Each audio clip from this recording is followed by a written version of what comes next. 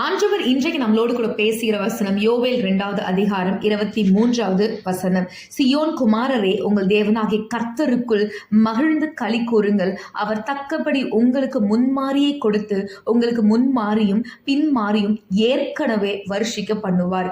ஆண்டவர் இந்த வசனத்தின் மூலம் நம்மளோடு பேசுகிற காரியம் என்னன்னா, ஆண்டவர் ஏற்கனவே நமக்கான திட்டங்களை எல்லாத்தையும் செஞ்சு முடிச்சிட்டாரு.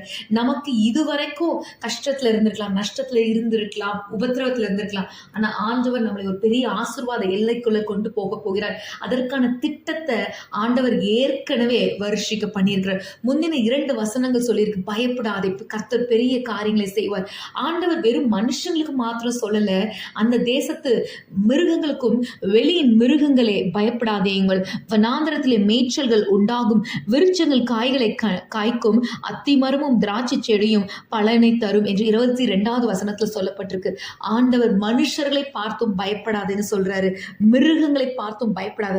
இதுவரை நீ சந்தித்த உபத்திரவத்தை, அழிவை இனி காண மாட்ட, உனக்கு ஒரு ஆசீர்வாதத்தை கொடுக்க போகிறேன், ஏற்கனவே நான் அதை வர்ஷிக்க பண்ணிட்டேன்னு ஆண்டவர்களை பார்த்து சொல்கிறார். நம்பிக்கையோட, விசுவாசத்தோடு இதை அறிக்கை செய்யுங்க. கர்த்தர் உங்க வாழ்க்கையில பெரிய காரியங்களை செய்வார். ஆமேன்.